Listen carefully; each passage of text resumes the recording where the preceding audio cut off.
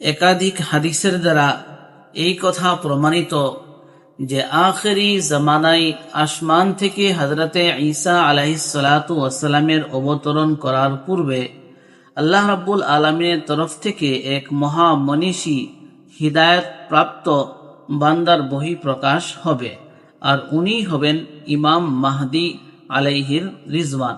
আর উনার আত্মপ্রকাশেই কিয়ামতের বড় আলামত সমূহের মাঝে সর্বপ্রথম আলামত হবে।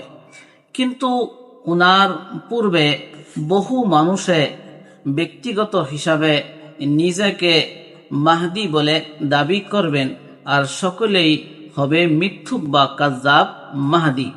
এমতো মিথ্যুক আর কাযযাব মাহদীর থেকে একজন হলো ভারতবর্ষের বিহারের ধরভাঙ্গা জেলার শাকিল বিন হানিফ নামের এক ব্যক্তি। আজকে